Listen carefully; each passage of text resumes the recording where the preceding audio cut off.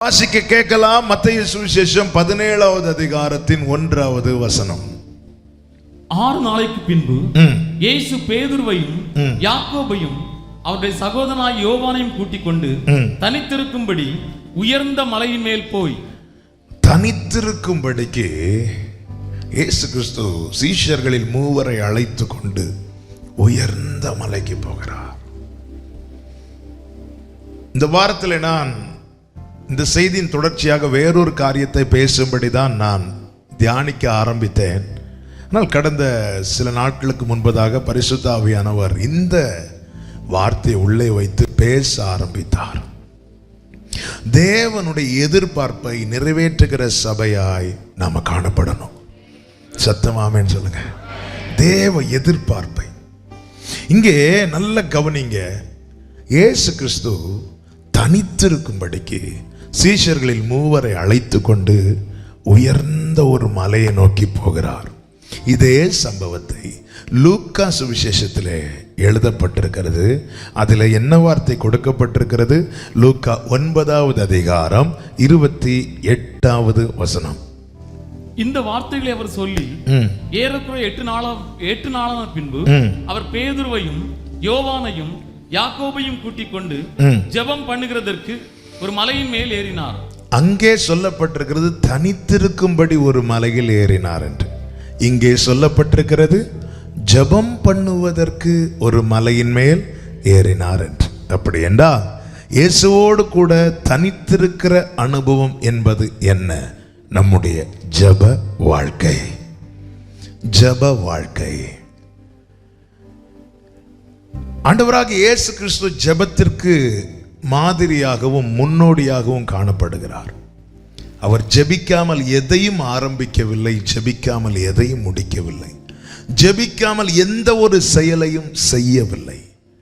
இயேசு கிறிஸ்து ஆரம்பமும் முடிவும் ஜெபத்தை அவ்வளவு மையமாக, ஜெபம் ஆண்டவராக இயேசு கிறிஸ்துவின் வாழ்க்கையின் ஒரு பகுதியாக அல்ல, ஜெபமே வாழ்க்கையாய் வாழ்ந்தார். இயேசு கிறிஸ்து ஜெபிக்க அவசியம் உண்டா? அவர் சொல்ல ஆகும், அவர் கட்டளையிட நிற்குமே. அப்படி இருக்க ஏன் எல்லாவற்றுக்காக இயேசு கிறிஸ்து ஜெபிக்கிறார் என்றால், ஜெபம் என்பது ஏதோ சில காரியங்களை அவரிடத்தில் கேட்டு வாங்குவது மாத்திரமல்லாமல், ஜெபம் என்பது பிதாவோடு நாம் கொள்ளுகிற உறவு.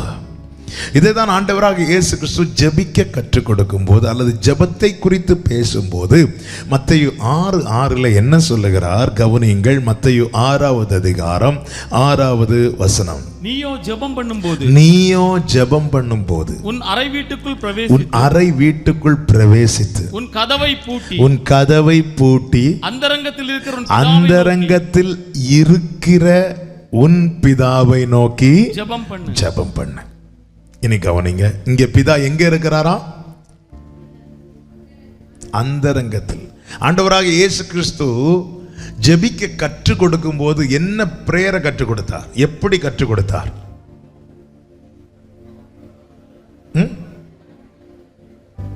இயேசு லார்ட்ஸ் பிரேயர் என்ன கேட்கல. சிலர் இருக்கிறத பார்த்தா ஃபுல்லா சொல்ல வச்சிருவாங்களோன்னு ஒரு பயந்துருக்கு. அந்த முதல் லைன் மட்டும் சொல்லுங்க. பரலோகத்தில் இருக்கிற அல்லது பரமண்டலங்களில் இருக்கிற எங்கள் பிதாவை. ஆனால் இங்கே என்ன சொல்லப்படுகிறது? அந்தரங்கத்தில் இருக்கிற உன் பிதா.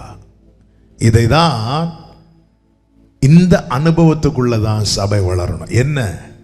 நான் அவரோடு தனித்திருக்கும்படி நான் ஆயத்தமாகும் போது பரலோகத்தில் இருக்கிற பிதா என்னோடு கூட, நான் இருக்கிற இடத்துல, நான் இருக்கிற அறையில, நான் இருப்பது வனாந்திரமா இருந்தாலும், காடா இருந்தாலும், குகையா இருந்தாலும், குடிசையா இருந்தாலும், அங்கே அவர் இருப்பார், அங்கே அவர் இருப்பார். இந்த அனுபவத்தை நோக்கி நம்ம வளரணும், நகரணும். ஜெபம் வாழ்க்கையின் ஒரு பகுதியா இருப்பதையும் தாண்டி ஜெபம் நம்முடைய வாழ்க்கையாக மாறணும். இந்த உன்னத அனுபவம். ஏன்? அடுத்த வார்த்தை, ஜெபிப்பதற்கு ஏன் அவர் உயர்ந்த மலையில் ஏற வேண்டும்? நான் ஆவிக்குரிய கண்ணோட்டத்தோடு தான் உங்கள் மத்தியில் பேசுகிறேன். மலையில் ஏறி ஜெபிக்கிற அனுபவம் தான் சபைக்கு தேவை. என்ன மலையில ஏறது? ஒருவேளை சிலர் நினைக்கலாம், என்னால் இந்த ஃபர்ஸ்ட் ஃப்ளோரே ஏறி வர முடியலையே, என்ன போய் மலையில் ஏற சொன்னா? எதை காண்பிக்கிறது? மலையில் ஏறி ஜெபிக்கிற அனுபவம் எதை காண்பிக்கிறது? பூமியின் தாழ்விடத்திலிருந்து அவர் அழைத்து கொண்டு ஏன் உயரமான இடத்தை நோக்கி போக வேண்டும்? ஏன் மலையில் ஏற வேண்டும்? அல்லது யார் மலையில் ஏறுவா? இந்த மலையில் ஏறி ஜெபிக்கிற அனுபவம் என்றால் என்ன? இதை தான் இன்னைக்கு நான் உங்கள் மத்தியிலே சொல்ல போகிறேன். முதலாவது, மலையில் ஏறி ஜெபிக்கிற அனுபவம் என்பது என்ன? ரெண்டாவது, ஏன் மலையில் ஏற வேண்டும்? இந்த ரெண்டு காரியத்தை உங்கள் மத்தியிலே சொல்லி நம்ம கொஞ்ச நேரம் ஜெபிக்க போகிறோம். இதை ஒவ்வொரு வார்த்தையும் நீங்க கேட்கணும். ஒரு வார்த்தையை கூட மிஸ் பண்ணிடக்கூடாது. பிரசங்கம் அல்ல நான் பேச போகிறது. பிரசங்கமானால் பாயிண்ட் அப்புறம் கேட்டு எழுதிடலாம், ஆன்லைன்ல கேட்டு கூட எழுதிடலாம். ஆனால் அந்த நேரத்தில் பிரசனத்திலிருந்து கிடைக்கப்படுகிற வார்த்தைகள், ஆமாம், அதை அப்பொழுதே வாங்கணும். பாருங்க, மன்னா பார்த்தீங்கன்னா காலையில் பொறுக்கி காலையில் போய் எடுத்து சாப்பிட்றணும். அந்த டைம் தாண்டி போனால் என்ன ஆயிருமா? பனியில் உருகி போயிருமா. அந்த சமயத்துக்கு எனக்கு இப்போ தேவன் என்ன வார்த்தை தராரோ அதை நான் இப்போ எடுத்துக்கிடணும், எடுத்து அதை உள்ள வச்சிடணும். அப்போதான் அது கிரியை செய்ய ஆரம்பம். நாளைக்கு பார்த்துக்கலாம், அதான் நெட்டில் இருக்குமே, அப்புறம் பார்த்துக்கலாம். இல்லை அப்புறம் கேட்டால் அது பிரசங்கம் ஆயிரும். அது கேட்க நல்லா இருக்கும், பாயிண்ட்ஸுக்கு நல்லா இருக்கும். ஆனால் அது ரேமாவாக பிரசனத்திலிருந்து கொடுக்கும்போது நீங்கள் கேட்கணும். ஆமீன் சொல்லுங்க பார்க்கலாம். ஆமீன். கர்த்தர் உங்களை ஆசீர்வதிப்பாராக. சிலருக்கு வேறு ஆராதனைகளுக்கெல்லாம் போயிட்டு அதுக்கப்புறம் ஆன் பண்ணுவாங்க.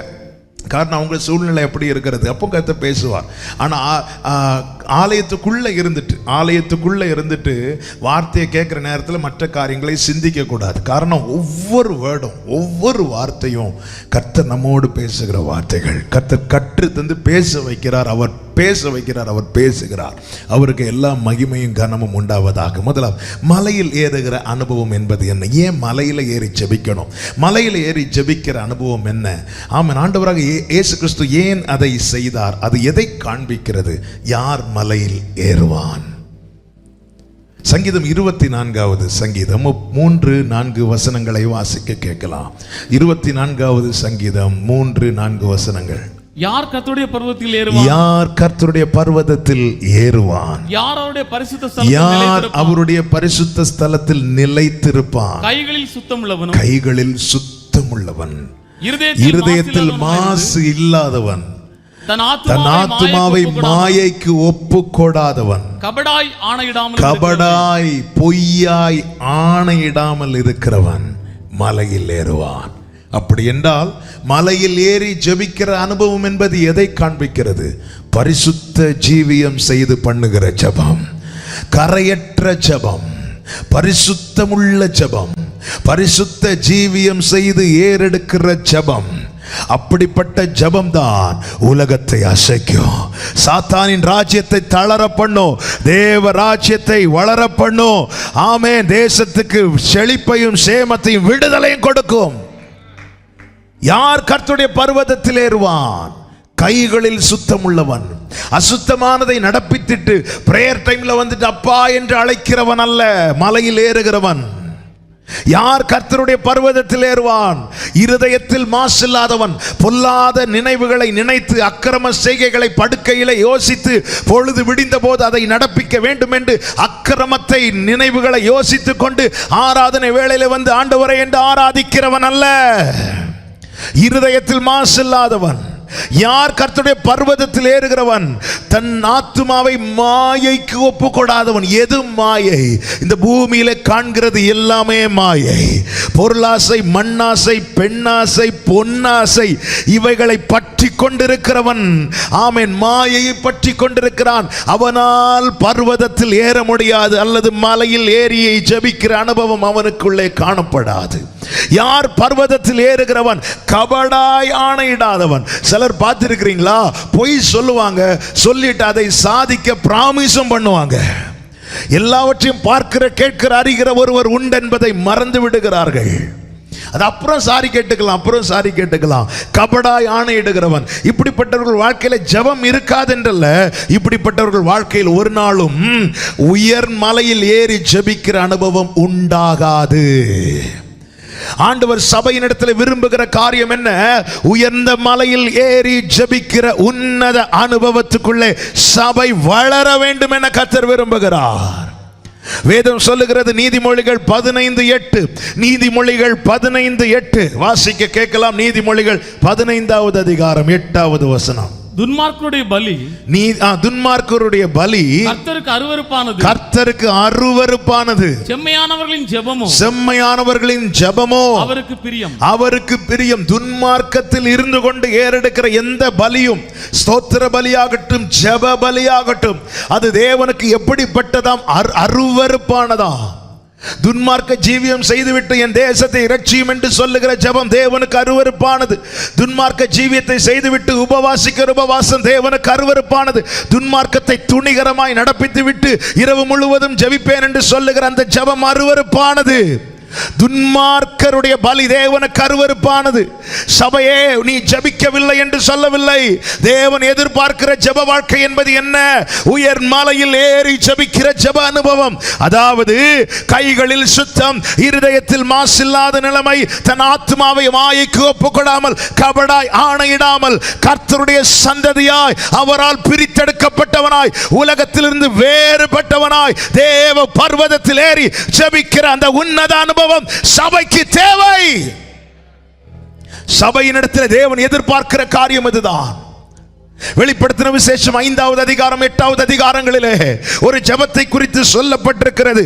5:8 வாசியுங்கள். 5வது அதிகாரம் 8வது வசனம். அந்த புத்தகத்தை அவர் வாங்கின போது அந்த 4 ஜீவன்களும் 24 மூப்பர்களும் தங்கள் தங்கள் சுரமண்டலங்களையும் பரிசுத்தவான்களுடைய ஜெபங்களாகிய, பரிசுத்தவான்களுடைய ஜெபம், பரிசுத்த விசுவாசிகளுடைய ஜெபம் என்று சொல்லப்படவில்லை. சபையாருடைய ஜெபம் என்று சொல்லப்படவில்லை. பாஸ்டர்ஸுடைய ஜெபம் என்று சொல்லப்படவில்லை. மூத்த விசுவாசிகள், இளைய விசுவாசிகள், அப்படி எதுவுமே சொல்லப்படவில்லை. லீடர்ஸுடைய பிரேயர் என்றும் சொல்லப்படவில்லை. பரிசுத்தவான்களுடைய ஜெபம் வாசிங்கள். பரிசுத்தவான்களுடைய ஜெபம் ஜெபங்களாகிய தூப வர்க்கத்தால் நிறைந்த பொற்கலசங்களை பிடித்துக் கொண்டு ஆட்டுக்குட்டியானவருக்கு முன்பதாக வணக்கமாய் விழுந்து 8:4 வாசிங்க. 8 வெளிப்படுத்தல் 8:4. அப்படியே 3:4 வாசிங்க. 3:4 வாசிங்க. வேறொரு தூதனும் வந்து தூபம் காட்டும் பொற்கலசத்தை பிடித்து பலிபீடத்தின் படியிலே நின்றான். சிங்காசனத்துக்கு முன்பாக இருந்த பொற்பீடத்தின் மேல் சகல பரிசுத்தவான்களுடைய ஜெபங்களோடும் செலுத்தும்படி மிகுந்த தூபவர்க்கம் அவனுக்கு கொடுக்கப்பட்டது. 4வது வசனம். பரிசுத்தவான்களுடைய ஜெபங்களோடும் செலுத்தப்பட்ட தூபவர்க்கத்தின் புகையானது தூதனுடைய கையில் இருந்து தேவனுக்கு முன்பாக எழும்பிற்று. நல்ல கவனிங்க. சிங்காசனத்துக்கு முன்பதாக ஆராதனை இருக்கிறது. ஆராதனை யார் செய்கிறார்கள்? 4 ஜீவன்கள், 24 மூப்பர்கள், தூதர்கள். ஆசரிப்பு கூடாரத்தில் ஆராதனை உண்டு. ஆராதனை மாத்திரமல்ல, ஆசாரியன், பிரதான ஆசாரியன் போய் தூப கலசத்தை காட்டுவான். பரலோகத்திலே ஆராதனை செய்கிறவர்கள் யோவான் கண்ட காட்சியில் யார்? 24 மூப்பர்கள், 4 ஜீவன்கள், தூதர்கள். அவர்கள் ஆராதிக்கும் போதே ஆட்டுக்குட்டியானவருக்கு முன்பதாக தூப கலசம் காட்டுகிறார்கள். அங்கே என்ன காட்டப்படுகிறது? எது தூபமாய் காட்டப்படுகிறது? பூமியிலே அவரால் பிரித்தெடுக்கப்பட்ட பரிசுத்தவான்களுடைய ஜெபங்கள் பரலோக ஆராதனை வேளையிலே ஆட்டுக்குட்டியானவருக்கு முன்பதாக தூப வர்க்கமாய் காட்டப்படுகிறது. என கேட்கிற ஒவ்வொருவருக்கும் சொல்லுகிறேன், என்னுடைய ஜெபத்தினால தேசத்தில் எழுப்புதல் உண்டாக வேண்டுமானால் என்னுடைய ஜெபம் ஆட்டுக்குட்டியானவருக்கு முன்பதாக ஆராதனை வேளையிலே தூப வர்க்கமாய் காணப்பட வேண்டும். அதை தூதர்கள் அந்த பொற்கலசத்தை பிடித்துக் கொண்டு ஆட்டுக்குட்டியானவருக்கு முன்பதாக அந்த தூபத்தை காட்டும் போது என்னுடைய ஜெபம் வாசனையாய் அவருக்கு முன்பதாக எழும்போம். எப்படி நோவா பலி செலுத்தின போது அந்த சுகந்த வாசனையை முகர்ந்தது நிமித்தம் தேசத்தை நான் இனி அழிக்க மாட்டேன், தேசத்தை நான் ஆசீர்வதிப்பேன் என்று சொல்லி மனதார ஆசீர்வதித்தாரோ, அப்படியே உயர்ந்த மலையின் ஜெப அனுபவம் என்று சபைக்கு உண்டாகிறதோ அன்று தேசத்துக்கு எழுப்புதல் உண்டாகும். எவ்வளவு காலம் ஜெபிக்கிறோம்? ஜெபித்து இன்னும் எனக்கு பதில் இல்லையே, ஜெபித்து இன்னும் பலன் இல்லையே. துன்மார்க்கருடைய பலி தேவனுக்கு அருவருப்பானது. என்னுடைய ஜெபம் தேவ சமூகத்திலே பரலோகத்திலே ஆராதனை வேளையிலே தூப கலசத்தில் தூப வர்க்கமாய் எழும்புகிறதா?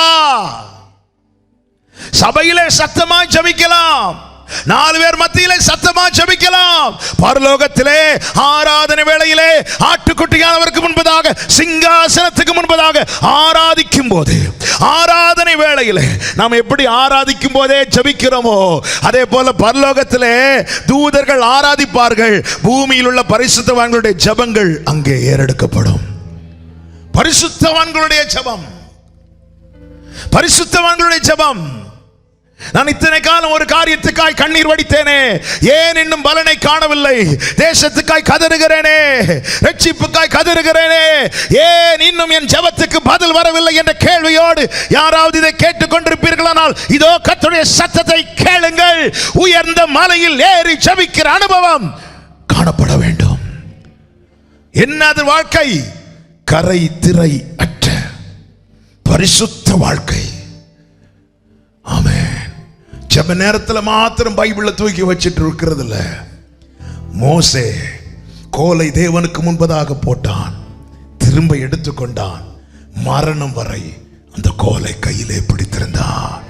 நம் கையில கொடுக்கப்பட்ட கோல் கர்த்தருடைய வார்த்தை என்னும் கோல்.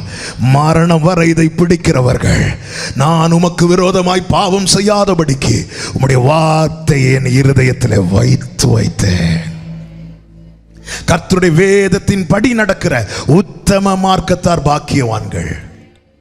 ஜெப நேரத்தில் மாத்திரம் வந்துட்டு அப்பா இறங்கும் ஆண்டவரே என்று கதறுவதல்ல. மலையில் ஏறி ஜெபிக்கிற அனுபவம் பெரிய அசைவை கொண்டு வரும். எதற்காக இந்த வார்த்தையை தேவன் கேட்க வைக்கிறார், சொல்ல வைக்கிறார் தெரியுமா? தேவன் தேசத்தில் சொல்லி இருக்கிறார் அல்லவா, இன்னும் ஒரு விசை நான் அசைப்பேன், இன்னும் ஒரு விசை. ஆதி அப்போஸ்தல நாட்களில் நடந்ததை காட்டிலும் பலத்த கிரியைகளை கர்த்தருடைய வருகைக்கு முன்பதாக தேவன் தேசத்தில் நடப்பிக்க விரும்புகிறார். அதற்கு என்ன தேவை? மலையில் ஏறி ஜெபிக்கிற பரிசுத்தவான்கள் தேவை. பரிசுத்தவான்களுடைய ஜெபங்கள் தேவை. அழிந்து போகிற ஆத்துமாக்களுக்காக, தேசத்துக்காக.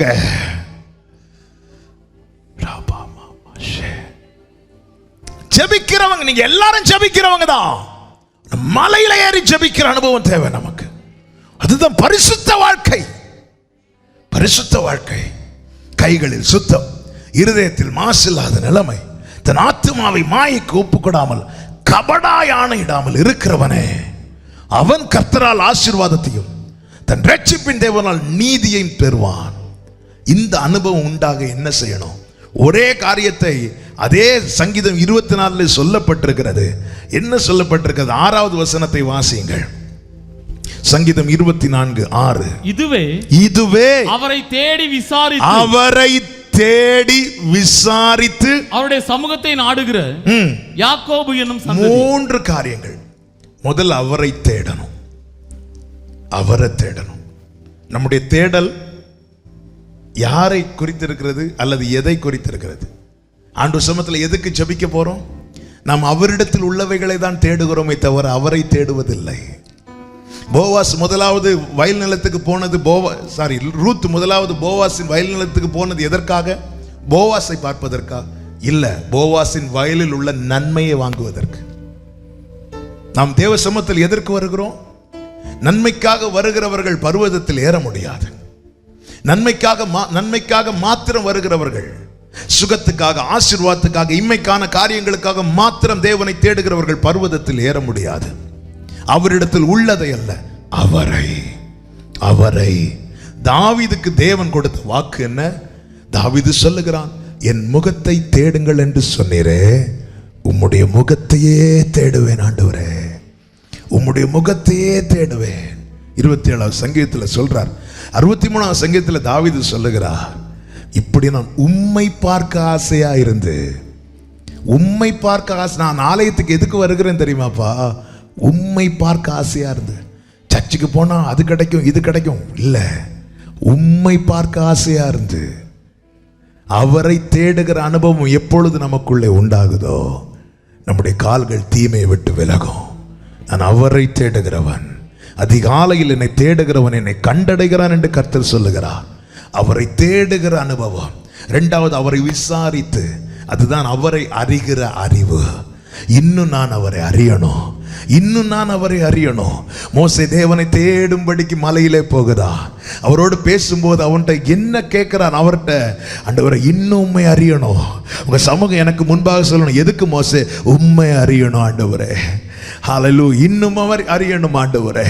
Thank you father. ஹல்லேலூயா. அவரை அறிகிற அறிவுல வளரணும். தேவனை அறிகிற அறிவு அது நித்திய ஜீவன் என்று வேதம் சொல்லுகிறது. அவரை அறிகிற அறிவு நமக்கு பாவத்துக்கு மேல ஒரு வெறுப்பு வரும், துன்மார்க்க ஜீவியத்துக்கு மேல ஒரு வெறுப்பு வரும். தேவன் 139 சங்கீதத்துல தாவீது தன்னை தேவன் அறிகிற அறிவை அவன் அறிந்து கொள்ளுகிறான். கர்த்தாவே, நீர் என்னை ஆராய்ந்து அறிகிறீர், என் உட்கார்தல், என்னை எழுந்திருத்தல். அப்போ தாவீது ஒரு புறம் தன்னை தேவன் எவ்வளவாய் அறிந்திருக்கிறார் என்பதை அவன் அறிய அறிய அறிய அவனுக்குள்ள என்ன வளருகிறது என்றால் தேவனை அறிகிற அறிவு வளருகிறது.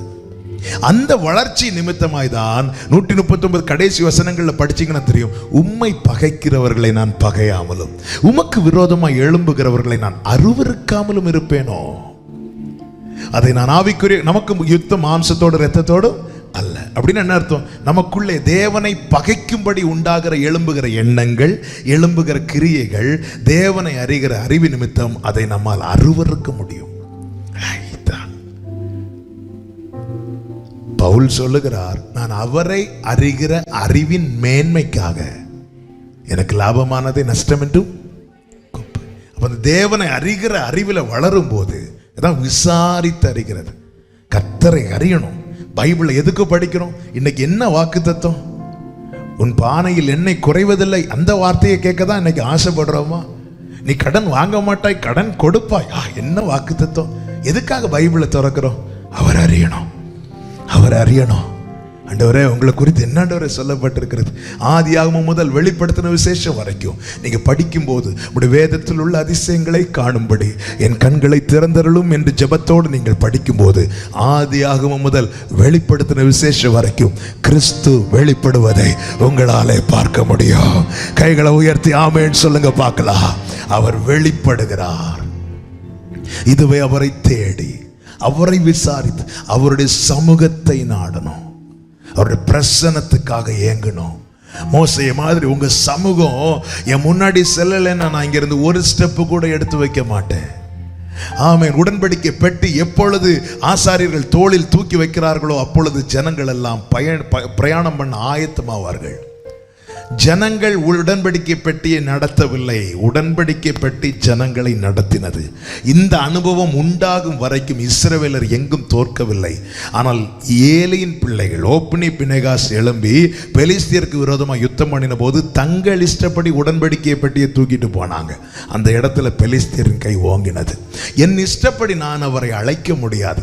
நான் போகிற பாதையிலெல்லாம் ஆண்டவர் இந்த பாதை எனக்கு பிடித்திருக்கு, நீங்க வாங்க என்று சொல்லி கூப்பிட்டால் வரமாட்டார். அவர் காட்டும் பாதையில் அவரோடு பயணிக்கலாம். அதுதான் அவருடைய சமூகத்தை நாடுகிற.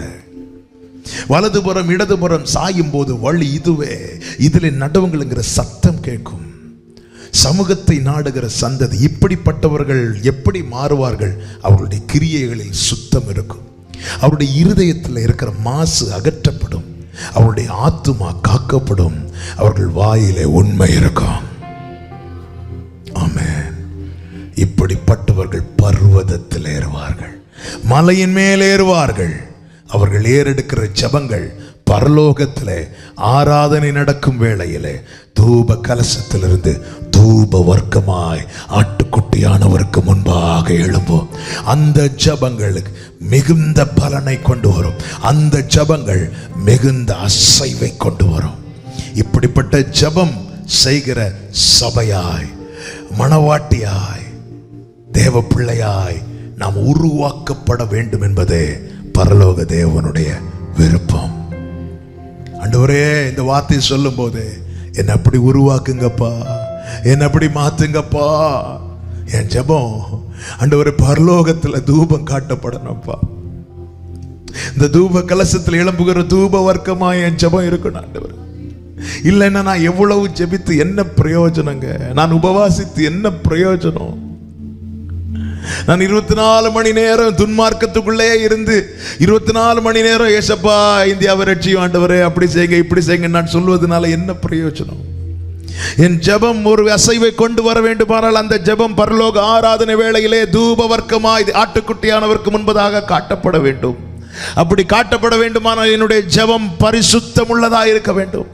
பரிசுத்தவான்களுடைய ஜெபம் அங்கே தூப வர்க்கமாய் காட்டப்படும். துன்மார்க்கருடைய பலி அங்கே காட்டப்படாது. அது பரலோகத்திலே எட்டாது. தாவீது என்ன சொல்லுகிறான்? என் இருதயத்தில் அக்கிரம சிந்தை கொண்டிருந்தேனால் தேவன் என்னுடைய ஜெபத்துக்கு செவிகொடார். மலையின் மேல் ஏறி ஜெபிக்கிற அனுபவம் ஒவ்வொரு தேவ பிள்ளைக்கு உண்டாகணும். ஒவ்வொரு விசுவாசிகளுக்கு உண்டாகணும். பரிசுத்தம் பரிசுத்தம் பரிசுத்தம் பரிசுத்தம் ஒன்றே அலங்காரம். மலையின் மேலே பாருங்க, மோசே முச்செடியில் அக்கினி பற்றி எறிந்த போது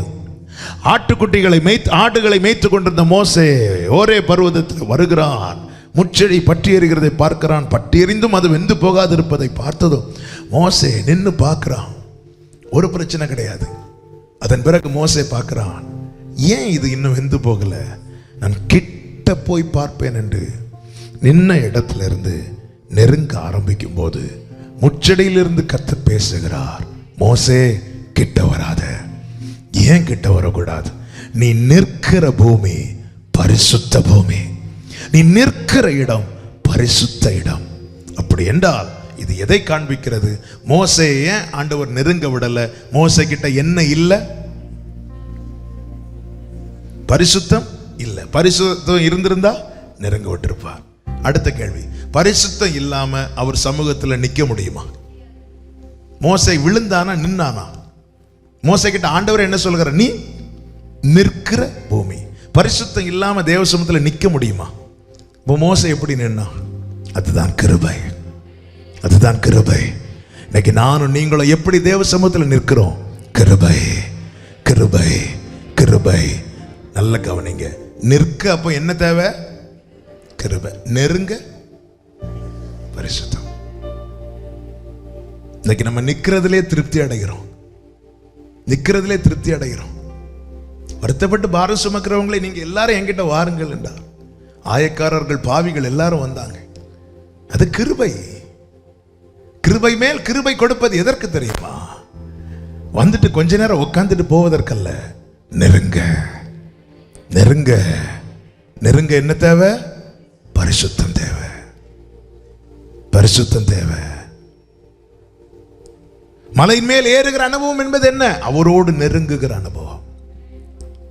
தேவனோடு நெருங்குகிற அனுபவம். மோசேயை பார்த்து கர்த்தர் சொன்னார். மோசே சொன்னார், ஆண்டவரே உம்முடைய கண்களில் எனக்கு கிருபை கிடைத்ததனால எனக்கு உங்க மகிமையை பார்க்கணும், எனக்கு உங்களை பார்க்கணும்னு சொன்னார். கர்த்தர் மோசேக்கு என்ன சொன்னார்? யாத்திராகமம் 34வது அதிகாரம் 2 முதல் வாசிங்கள். யாத்திராகமம் 34வது அதிகாரம் 2 முதல். விடியற் காலத்தில் நீ ஆயத்தமாகி சீனாய் மலையில் ஏறி அங்கே மலை உச்சியிலே காலமே என் சமூகத்தில் வந்து நில். உன்னோட ஒருவனும் நல்ல கவனிங்க. ஆண்டவர் சொல்றார், நீ முதல்ல மலை உச்சியில வா, காலமே வா, என் சமூகத்துல வா சொல்லிட்டு கண்டிஷன் போடுறார். என்ன? உன்னோட ஒருவனும் அங்கே வரக்கூடாது. அடுத்தது, மலையில் எங்கும் ஒருவனும் காணப்படக்கூடாது. அடுத்து, இந்த மலையின் சமீபத்தில் ஆடு மாடு மேயவும் கூடாது என்றார். நல்ல கவனமா கேளுங்க. மோசேக்கு அவரை பார்க்கணும். ஆண்டவர் சொல்றார், அவர் கூட இருக்கணும் மோசேக்கு. மோசே நீ வா மோசே, ஆனா ஒரு கண்டிஷன். என்ன? உன் கூட வேற யாரும் வரக்கூடாது. இந்த மலையில் எங்கும் வேற ஒருத்தர் இருக்கக்கூடாது. ஆடு மாடு மேயக்கூடாது. நான் இது ஆவிக்குரிய கண்ணோட்டத்தோடு சொல்லுகிறேன். உன் கூட யாரும் வரக்கூடாதுன்னு என்ன அர்த்தம்? நீ வேற யாரையும் சுமந்து கொண்டு வரக்கூடாது. மனிதர்கள் என்று சொல்லும் போது உறவுகள் நமக்கு ரொம்ப நெருக்கமானவங்க. இன்னைக்கு நாம் தேவனுக்கு கொடுக்க வேண்டிய பிரையாரிட்டியை நம்ம உறவுகளுக்கு கொடுக்கிறோம், பிள்ளைகளுக்கு கொடுக்கிறோம். ஆண்டவர் சொல்றாரு, இந்த அனுபவம் உனக்கு உண்டாகணும்னா அவங்களோட யாரும் இருக்கக்கூடாது. தேவன் ஒருபோதும், நல்ல கவனிங்க, தேவன் ஒருபோதும் மனைவியை நேசிக்காத, புருஷனை நேசிக்காத, பெற்றோரை நேசிக்காத அப்படி சொல்ல மாட்டார். ஆண்டவர் என்ன எதிர்பார்க்கிறார்? என்னிலும் அதிகமாய் நேசிக்க கூடாது. அப்படி நேசிச்சா என்ன ஆயிரும்? மனைவியை தேவனை மேல வச்சிருக்கிற அன்பை விட அதிகமாக நேசிச்சிட்டோம்னா நம்ம மனைவியை விக்கிரகமாக்குகிறோம். புருஷனை தேவன் மேல் வைத்திருக்கிற அன்பை விட அதிகமாக நேசிச்சிட்டோம்னா புருஷனை விக்கிரமாக்குகிறோம். பிள்ளைகளை நம்ம நேசிக்கலைன்னா பாவம். ஆனால் தேவன் மேல் வைத்திருக்கிற அன்பை காட்டிலும் அதிக அன்பு வைக்கிறோம்னா பிள்ளைகளை விக்கிரகமாக்குறோம். விக்கிரக ஆராதனை, விக்கிரகம் தேவனுக்கு எரிச்சலை உண்டாக்கும். மலையில ஒருவனும் வரக்கூடாது. நீயும் நானும் மோசே வா. ஒருவரும் உன் மலை எங்கும் காணப்படக்கூடாது. உன் எண்ணத்துக்குள்ள வந்திருந்து அவங்க எனக்கு இப்படி பண்ணிட்டாங்க, இவங்க எனக்கு அப்படி பண்ணிட்டாங்க, அவங்க இப்படி பண்றாங்க, இவங்க இப்படி, ஒரு சிந்தை உனக்குள்ள இருக்கக்கூடாது. அடுத்து ஆடு மாடு மேயக்கூடாது. மோசையுடைய தொழில் என்ன? ஆடு மேய்க்கிறது. இங்க வந்துட்டு நீ வேலையை குறித்து யோசிச்சுட்டு இருக்கக்கூடாது, உன் குடும்பத்தை குறித்து யோசிச்சுட்டு இருக்கக்கூடாது. இங்க வந்தா உன் நினைவு ஃபுல்லா என்ன சுத்தி தான் இருக்கணும், என்ன சுத்தி தான் இருக்கணும். இதுதான் தேவனை தேடுகிற அனுபவம். இதுதான் அவரை விசாரித்து அவருடைய சமூகத்தை நாடுகிற அனுபவம். இன்னைக்கு நம்ம ஜெபிக்க 1 மணிக்கு உட்கார்ந்தாலே 50 நிமிஷமும் மற்ற காரியங்களை குறித்து தான், வேலையை குறித்தும் மற்றவர்களை குறித்தும் அந்த சூழ்நிலை இதை குறித்து அப்படியே இருந்து டைமை ஓட்டிட்டு அப்புறம் டைம் ஆச்சுன்னு சொல்லிட்டு நேரம் வந்துடும். கேட்டால் என்ன சொல்லுவோம்? நாங்கள் 1 மணி நேரம் ஜெபம் பண்ணோம். மலையில் ஏறுகிற அனுபவம் இதுதான் சுத்திகரிக்கப்பட்ட அனுபவம். இந்த அனுபவத்தின்படி மோசே செய்த போது 4வது வசனத்தை வாசியுங்கள். அப்பொழுது மோசே முந்தின கற்பலைகளுக்கு ஒத்த 2 கற்பலைகளை இழைத்து அதிகாலமே எழுந்திருந்து கர்த்தர் தனக்கு கட்டளையிட்டபடி அவ்விரண்டு கற்பலைகளையும் தன் கையில எடுத்துக்கொண்டு சீனாய் மலையில் ஏறினான். கர்த்தர் ஒரு மேகத்தில் இறங்கி அவன் அருகே நின்றார். கைகளை உயர்த்தி ஆமென் சொல்லுங்க பார்க்கலாம் சத்தமாய். ஹல்லேலூயா. கர்த்தர் இறங்கி அவன் அருகே நின்றார். ஆமென். இந்த அனுபவம் வேணுங்க. அவர் என் பக்கத்துல வந்து நிக்க விரும்புகிறார். நான் சுத்திகரிக்கப்பட்டவன். அவன் கீழே இருந்து ஆயத்தமாகி மேல போறான். கீழே இருந்து ஆயத்தமாகி, அதாவது ஜெபிப்பதற்காக அவன் ஆயத்தத்தோடு ஜெபிக்கிறான். நம்ம எப்படியும் ஜெபிக்க தான் போறோம், எப்படியும் சர்ச்சில் தான் போக போறோம், அங்கேயே போய் ஜெபம் பண்ணலாம் இல்ல, ஆயத்தத்தோடு போகிறான். சிந்தையில இருதயத்துல தேவையில்லாத ஒன்றையும் வர இடம் கூடாமல் 2 கற்பலைகளை கையில பிடிக்கிறான். இது எதிர் அடையாளம்? வசனத்தை பிடிச்சிட்டு போறான். அப்போ நினைவுகளையும் சிந்தைகளையும் இருதயத்தையும் நினைவுகளையும் வசனத்தால் நிரப்புகிறான். எதுக்குங்க நமக்கு தெரிஞ்ச லாங்குவேஜ்ல அந்த பைபிள் எதுக்குங்க எழுதி கொடுக்கப்பட்டிருக்கிறது? வசனத்தால இருதயத்தை நிரப்புறதுக்கு. வீடு ஃபுல்லா ஸ்டிக்கர் ஒட்டி வைப்பாங்க, ஆனா ஒரு வசனம் காணாம தெரியாது. இந்த வசனத்தால் தேவையில்லாத காரியங்கள் நிறைய வருங்க. இயேசு கிறிஸ்து ஏன் பொருட்படுத்தாம போனார் அப்படின்னா, அவர் ஜீவன் வார்த்தை அவருக்குள்ள இருக்கிறது. அவர் தான் வார்த்தை. மனுஷகுமாரன் இந்த பூமியில வெளிப்பட்டு மாதிரியை காண்பித்து தருகிறார். இயேசு ஊழியத்தை தொடங்குறதுக்கு முன்னாடியே தடை வந்துச்சா? சாத்தான் வந்தான் அல்லவா, தடையை கொண்டு வந்தான் அல்லவா. எப்படி அடித்தார்? அக்கினி இறக்கி அழிச்சாரா? இல்ல, வார்த்தை. வார்த்தை வசனத்தால 2 கை ஃபுல்லா அந்த கற்பலையை பிடிக்கிறான் என்பது என்ன அடையாளம்? இருதயத்தையும் நினைவுகளையும் வசனத்தால நிரப்பி தேவ சமூகத்தில் அமர்ந்து பார். உன் வாயில வசனம் மட்டும்தான் இருக்கும், உன் நினைவில் அவருடைய வார்த்தைகள் தான் அப்படியே உன்னை சூழ்ந்து கொள்ளும். அதனுடைய பலன் என்ன தெரியுமா? மேகத்தில் கர்த்தர் இறங்கி உன் பக்கத்தில் நிற்பார், உன் பக்கத்தில் நிற்பார். இந்த ஜெப அனுபவம் தேவ பிள்ளைகளுக்கு தேவை, சபைக்கு தேவை. இதான் மலையின் மேலே இருக்கிற ஜெப அனுபவம், மலையின் மேலே இருக்கிற அனுபவம். ஆமா, நேரம் அதிகம் போகிறது. ஏன் மலையின் மேலே ஏற வேண்டும்? 3 காரியங்களை மாத்திரம் சொல்லி நான் ஜெபிக்க நல்லா கவனிக்கணும். ஒவ்வொரு குடும்பத்தில் இருந்து, ஒருவேளை உங்க குடும்பத்தில் நீங்க மட்டும் வந்திருக்கலாம், உங்க குடும்பத்தில் எல்லாரும் வந்திருக்கலாம், ஆனா உங்களை இந்த வார்த்தையை கேட்க வச்சிருக்கலாம். எதுக்கு தெரியுமா? நாளைக்கு கர்த்தர் கணக்கு உங்கள்கிட்ட தான் கேட்பார்.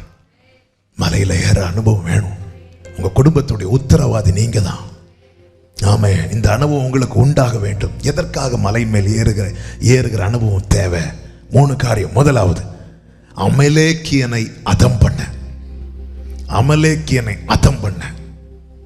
யாத்திராகமம் 17வது அதிகாரம் 8 முதல் இந்த சம்பவம் சொல்லப்பட்டிருக்கிறது. இஸ்ரவேலர்கள் செங்கடலை கடந்து, எகிப்தை விட்டு வெளியேறி செங்கடலை கடந்து, மாராவையும் கடந்து, ஏலிமையும் கடந்து வந்த போது தண்ணீர் இல்லாமல் இருந்தது, முறுமுறுத்தார்கள். அப்பொழுது ஆண்டவர் மோசேயை கொண்டு பேசி கன்மலையை அடிக்க வைத்தார். கன்மலையிலிருந்து தண்ணீர் புறப்பட்டது. தண்ணீரை குடித்து முடித்து அப்படி கொஞ்சம் திருப்தியா நிறைவா இருக்கும்போது அமலேக்கியர் இஸ்ரவேலருக்கு விரோதமாய் யுத்தம் பண்ண வருகிறார்கள்.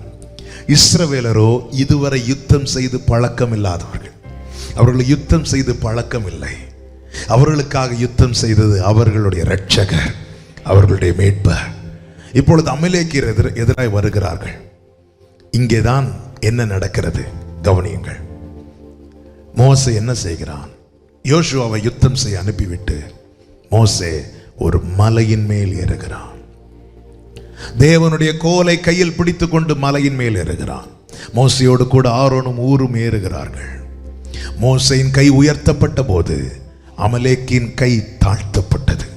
மோசையின் கை தாழ்த்தப்பட்ட போது அமலேக்கியனின் கை உயர்த்தப்பட்டது. குடும்பத்துக்கு விரோதமாய், தேவ பிள்ளைகளுக்கு விரோதமாய், பிள்ளைகளுடைய நன்மைகளுக்கு ஆசீர்வாதங்களுக்கு விரோதமாய், சபைக்கு விரோதமாய், தேசத்துக்கு விரோதமாய் செயல்படுகிற எல்லா அமலேக்கின் ஆவியை, அமலேக்கின் வல்லமையை அதம் பண்ண, முறியடிக்க மலை மேல் ஏறுகிற மோசேக்கள் தேவை. மலையின் மேல் ஏறுகிற ஜப அனுபவம் தேவை. யார் இந்த அமலேக்கியன்? ஆவிக்குரிய கண்ணோட்டத்தோடு நான் வேதத்தில் உள்ள வசனங்களை வைத்து சொல்லுகிறேன். யாத்திராகமம் 17வது அதிகாரத்தின் 16வது வசனத்தை வாசியுங்கள். அமலேக்கின் கை, அமலேக்கின் கை கர்த்தருடைய சிங்காசனத்துக்கு விரோதமாய் இருந்தபடியா தலைமுறை தோறும் அவனுக்கு விரோதமாய் கர்த்தரின் யுத்தம். கடைசி வரை அமலேக்குக்கு அகைன்ஸ்டா யுத்தம் நடக்கணும். அமலேக்கின் யாரு? சிங்காசனத்துக்கு அகைன்ஸ்டா எழுமனவன் யாரு? சத்தமா சொல்லு. கரெக்ட் தான். யாரு? பிசாஸ், லூசிபர். என்னாகும் 24:20 வாசியங்கள் இன்னும் புரியும்.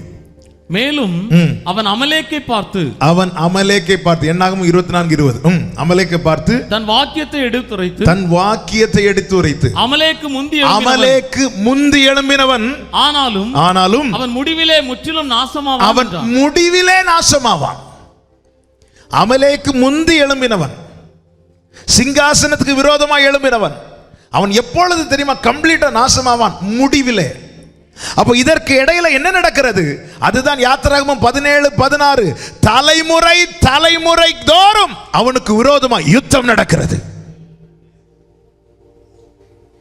தலைமுறை தோறும் யுத்தம் நடக்கிறது. போன தலைமுறையினோடு யுத்தம் பண்ணினான். ஆனால் போன தலைமுறையினர் பரிசுத்தத்துக்காய் வைராக்கியம் பாட்டி நின்றதுனால அவர்களை அவனால் மேற்கொள்ள முடியவில்லை. இப்பொழுது என்ன செய்கிறான்? இந்த தலைமுறையோடு யுத்தம் பண்ணுகிறான். நாளை அடுத்த தலைமுறையோடு யுத்தம் பண்ணுவான். அவன் நாசமாக மட்டும் யுத்தம் பண்ணுவான். அவன் தான் பிசாசு, அவன் தான் சாத்தான், அவன் தான் லூசிபர், அவன் தான் அமலேக்கியன். இந்த அமலேக்கியன் அதம் பண்ண மலையின் மேல் ஏறுகிற மோசேக்கள் தேவை. குடும்பத்துக்கு விரோதமாய், பிள்ளைகளுக்கு விரோதமாய் வாக்குத்தத்தத்தை சுதந்திரி பாருங்கள். யாருக்கு அகைன்ஸ்டா வருகிறான் அமலேக்கியன்? எகிப்தை விட்டு புறப்பட்டவனுக்கு, செங்கடலை கடந்தவனுக்கு, மன்னாவை புசித்தவனுக்கு, பொதுவா இன்னும் சொல்லணும்னா விசுவாசிக்கு அகைன்ஸ்டா வருகிறான். ஒரு தேவ பிள்ளைக்கு அகைன்ஸ்டா வருகிறான். ஒரு ரட்சிக்கப்பட்ட தேவ பிள்ளைக்கு அகைன்ஸ்டா ஒருவன் வருகிறான் என்றாலே அமலேக்கியன். எதுக்கு? அமலேக்கியனுடைய வேலை என்ன? 2 வேலை செய்கிறான் பாருங்க. 1 சாமுவேல் 15:2 வாசிங்கள். 1 சாமுவேல் 15:2. சேனைகளின் கர்த்தர் சொல்லுகிறது என்னவென்றால், இஸ்ரவேலர் எகிப்திலிருந்து வந்தபோது அமலேக்கு அவர்களுக்கு வழிமறித்த செய்கையை மனதிலே வைத்திருக்கிறார். அமலேக்கின் என்ன செய்வான்? வழிமறிப்பான். உனக்கான பாதை கர்த்தர் நியமித்திருப்பார். நீ சந்தோஷமா போகும்போது குறுக்கால நிப்பான், தடையா நிப்பான். அவன் தான் அமலேக்கியன்.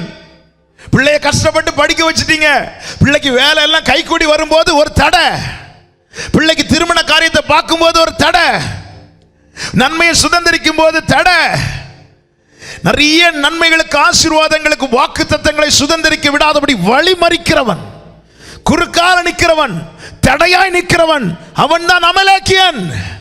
இது ஒரு முன்காலத்தில் தலைமுறைக்கு அவன் இதை செய்வான்.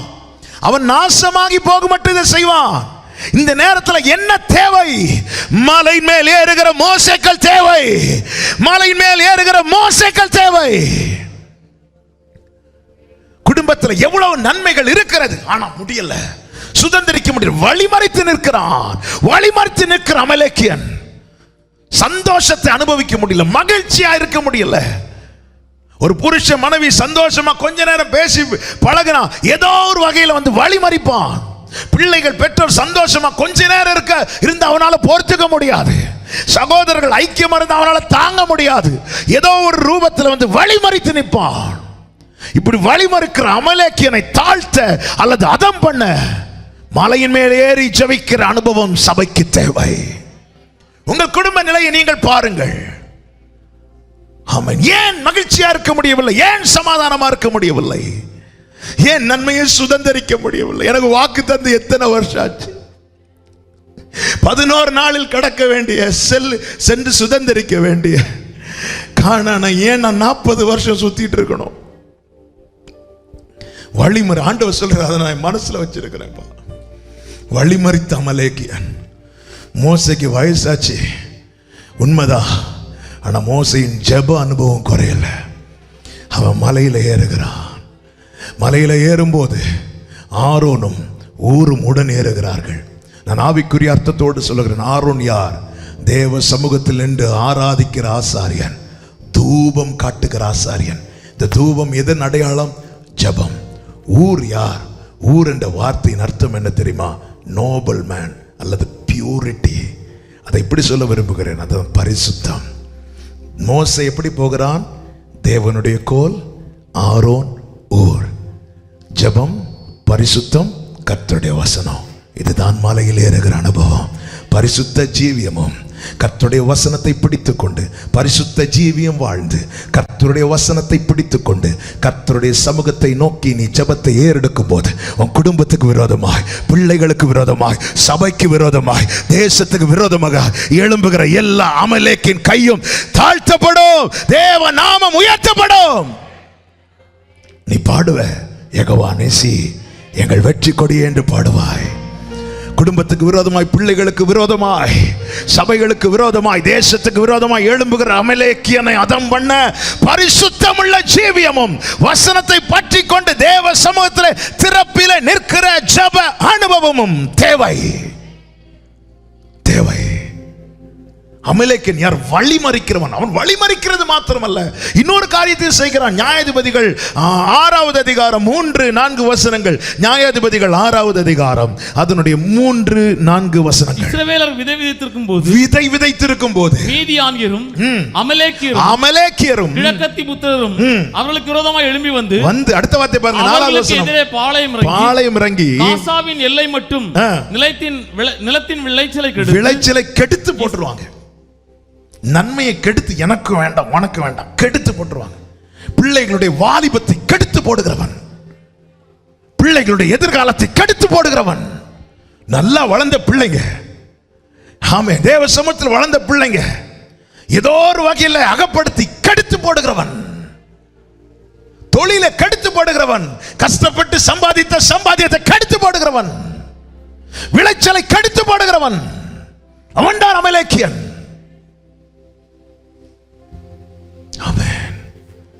இந்த அமலேக்கியன் தோக்கணும்னா என்ன கேட்கிற பெற்றோரே, உங்க பிள்ளைகள் வாழ்க்கையிலே அமலேக்கியன் கை ஓங்க கூடாது என்றார் இனியும் நீ அசதியாயிராதே.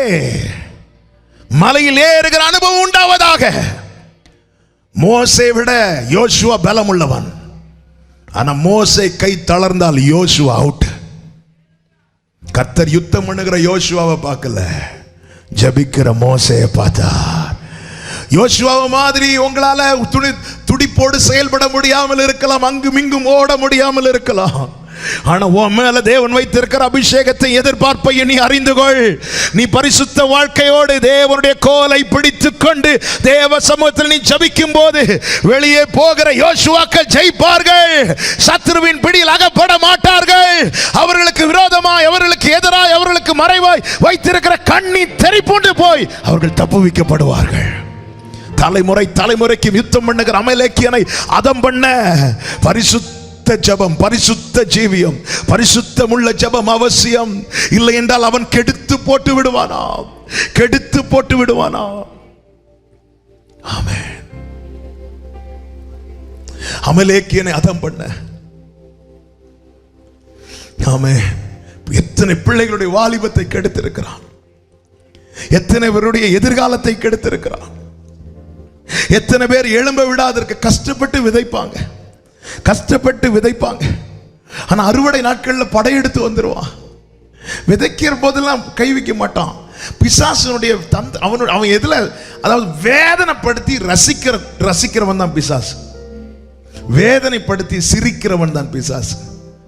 நான் இந்த வார்த்தையை சொல்லும் போது சொல்லுகிறேன், யாருடையாவது வேதனையை பார்த்து சிரிக்கிறீங்கன்னா அமலேக்கு நாவி உங்களை பிடிக்குதுன்னு அர்த்தம்.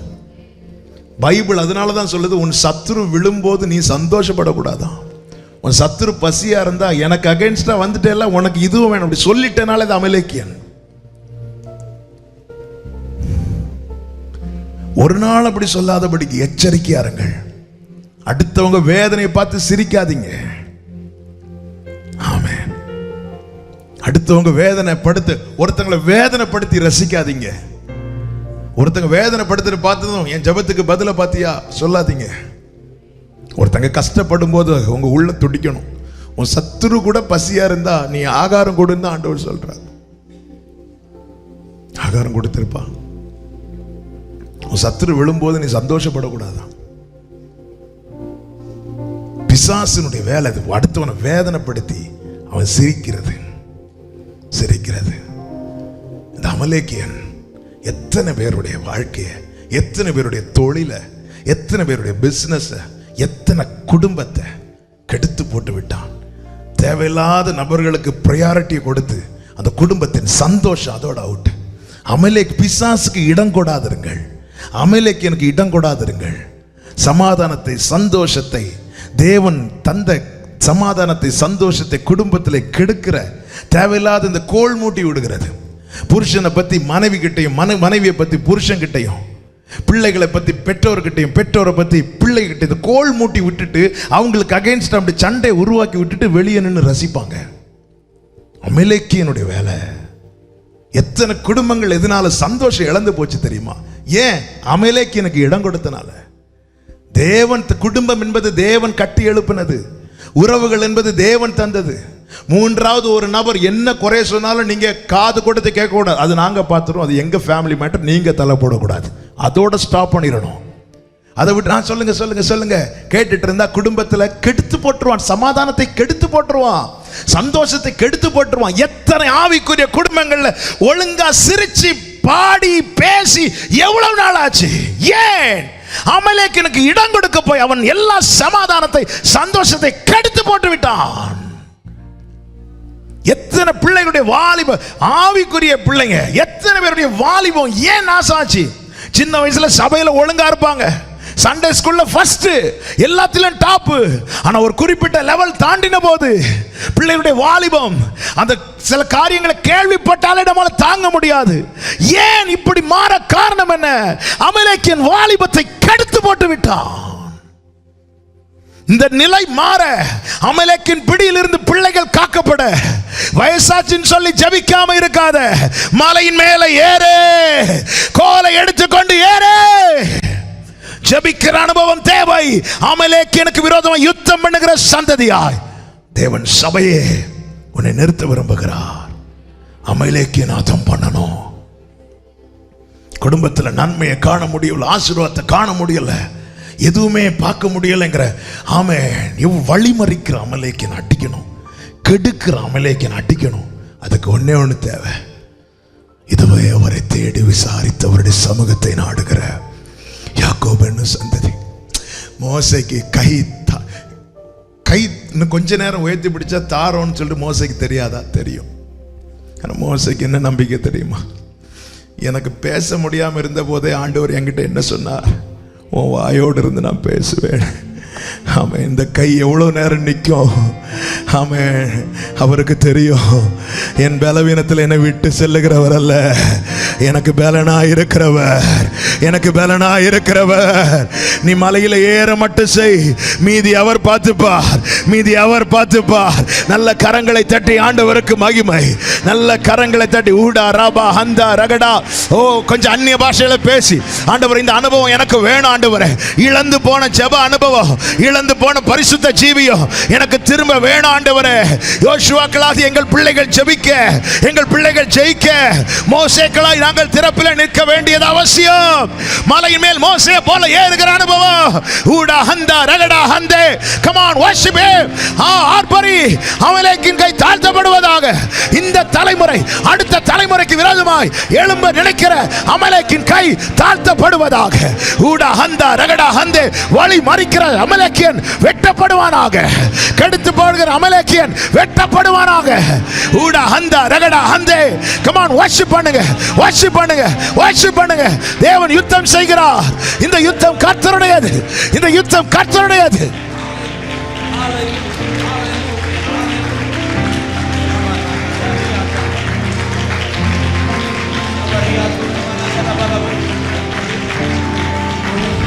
ஏ Baba பாலாரியாந்தரே. Thank you Holy Spirit. நன்றி பரிசுத்த ஆவியானவரே. Hallelujah, hallelujah. Thank you Father. அந்தகார வல்லமைகளை தேவ பலத்தால் முறியடிப்பே. அந்தகார வல்லமைகளை தேவ பலத்தால் முறியடிப்பே. இயேசுவின் இரத்தம் எந்தன் பாதுகாப்பு. பயமில்லை வெற்றி எனக்கு, எங்கும் பயமில்லை வெற்றி எனக்கு. இயேசுவின் ரோடா ஹந்தா ரகடா ஹே பாபா பாரா ஹந்தே ரகடா ஓரபா சந்தரபலரியம் தரபோ. நல்ல கரங்களை தட்டி சொல்லுவோம். போராயுதம் தரித்தே போர் செய்வே, போர் செய்வே. போராயுதம் தரித்தே போர் செய்வே. ஆமென். வெள்ளம் போல சாத்தான் வந்தாலும் தூய ஆவியாலே கொடி ஏற்றுவே. வெள்ளம் போல சாத்தான் வந்தாலும் தூய ஆவியாலே கொடி ஏற்றுவே. விவாஹந்தே ரகடாலகதே. ஆவியின் பட்டயம் வேதத்தின் வசனம் சாத்தானை வீழ்த்திடுமே. வஞ்சக சாத்தானை வீழ்த்திடுமே. ஆவியின் பட்டயம். ஹalleluya, ஹalleluya. சொல்லுங்க. போராயுதம் தரித்தே, போராயுதம் தரித்தே போர் செய்வே. ஆமென், ஆமென், ஆமென், ஆமென், ஆமென், ஆமென். போர் செய்வே, போர் செய்வே. ரட்சிக்கப்பட்ட போது எகிப்திலிருந்து வெளியே வந்தது அமலேக்கியன் வந்தானான்னு கேட்டா இல்ல. யாருடைய வாழ்க்கையை மறிப்பான், யாருடைய வாழ்க்கையை அவன் கெடுப்பான். ரட்சிக்கப்பட்ட எல்லாருடைய வாழ்க்கைக்கு அகைன்ஸ்டா வந்தாலும் யார் அவன் கையில் அகப்படுவாங்க அப்படின்னா அவனுக்கு இடம் கொடுக்கிறவங்க. இஸ்ரவேல் ஜனங்கள் எகிப்திலிருந்து வந்த போது அமலேக்கியன் வரல, செங்கடலை கடந்த போதும் வரல, மன்னாவை ருசித்த போதும் வரல. கன்மலையின் தண்ணீர் அந்த இடத்துல தான் தேவனை இஸ்ரவேலர்கள் பரீட்சை பார்ப்பார்கள். இஸ்ரவேலர்கள் தேவனுக்கு அகைன்ஸ்டா பேசுவாங்க. இந்த சம்பவம் எப்போ நடக்குதோ அப்போ அமலேக்கியன் நன்றாயிட்டான். நம்முடைய வீக்னஸ் அவனுக்கு தெரியும். எங்கே நம் தேவனை விட்டு கொஞ்சம் விலகுவோம், அல்லது எங்கே நம்முடைய செயல்கள், நம்முடைய வார்த்தைகள், நம்முடைய எண்ணங்கள் தேவனுக்கு அகைன்ஸ்டா எழும்புது, இதை அவன் பார்த்துட்டு இருப்பான். இஸ்ரவேல் ஜனங்கள் கண்மலை பக்கத்தில் அவன் தண்ணீர் இல்லை, உடனே அவங்க முறுமுறுத்து என்னெல்லாம பேச ஆரம்பிச்சிருவாங்க. தேவனுக்கு விரோதமாய் வாதாடினார்கள் என்று சொல்லப்பட்டிருக்கிறது. இதுதான் சான்ஸ்.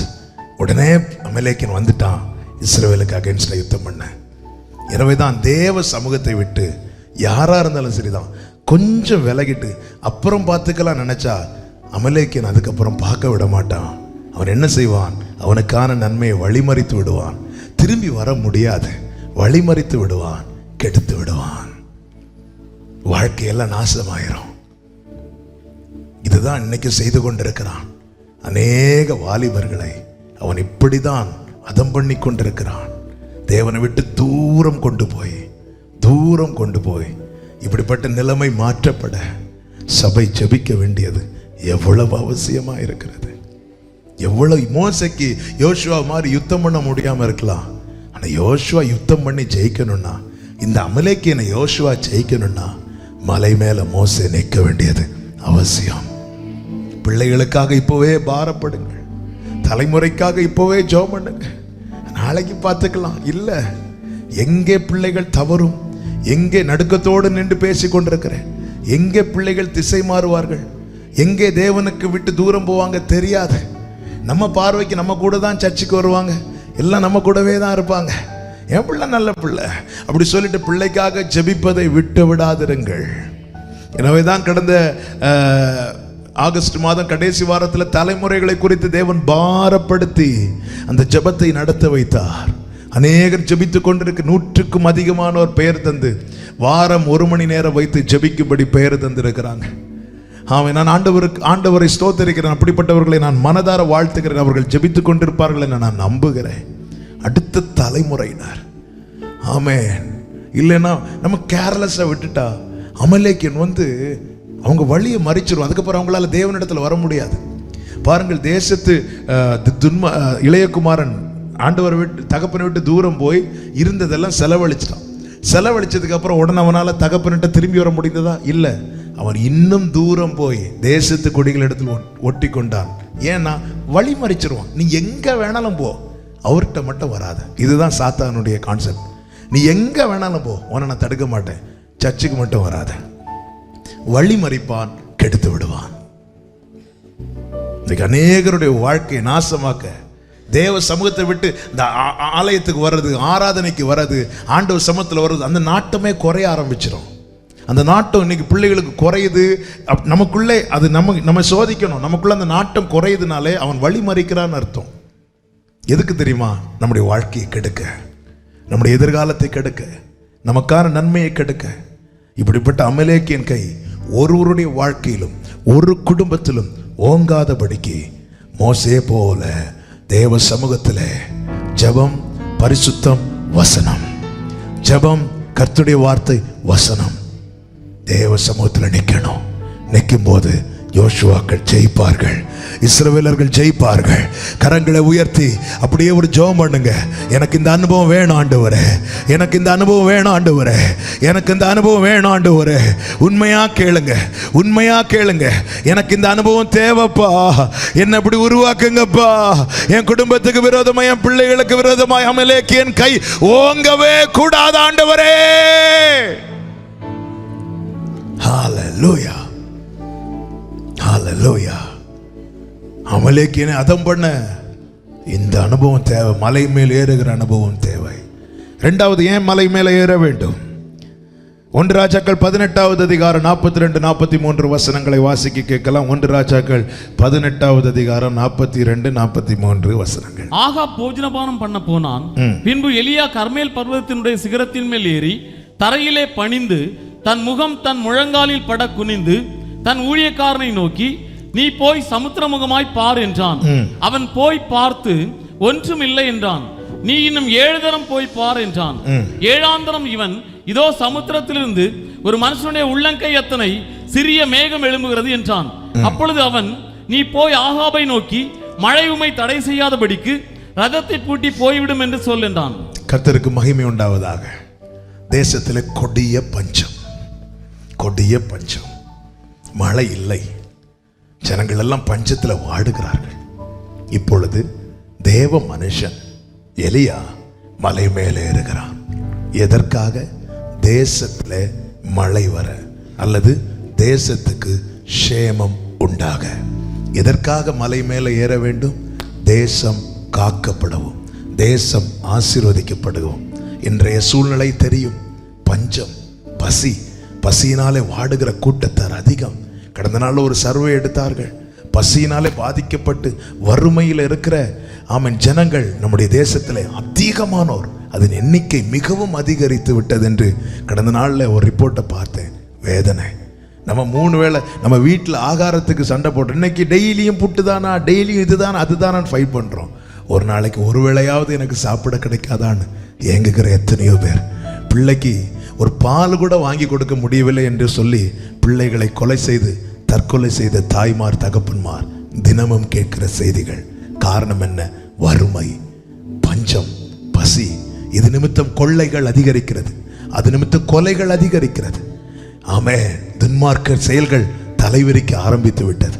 இந்த நிலை மாற ஒரே வழிதான் இருக்கிறது. எலியாக்கள் மலை மேலே ஏறணும். எலியாக்கள் ஆமே, நல்ல கவனிங்க. கப்பலில் ஜனங்கள் பயணிக்கும் போது அந்த கப்பலில் தேவ மனுஷன் யோனாவும் இருந்தா. கடல் கொந்தளிக்கும் போது சொல்யூஷன் யாருக்குமே தெரியல. ஆனா ஒருத்தனுக்கு சொல்யூஷன் தெரியும். யாருக்கு? யோனாவுக்கு. ஆனா சொல்யூஷன் தெரிஞ்சோம் அவன் என்ன செஞ்சிட்டு இருந்தான் தெரியுமா? தூங்கிட்டு இருந்தான். சொல்யூஷன் தெரியாதவன் அலறிட்டு இருக்கிறான். சொல்யூஷன் தெரியாதவர்கள் அலறிட்டு இருக்கிறாங்க. சொல்யூஷன் தெரிஞ்சவன் தூங்கிட்டு இருக்கிறான். ஆமென். தேசத்துல சேமம் உண்டாக மழை வர என்ன செய்யணும்? சொல்யூஷன் தெரியாதவங்க தங்களுக்கு தெரிந்த வழிகளை செய்து கொண்டிருக்கிறார்கள்.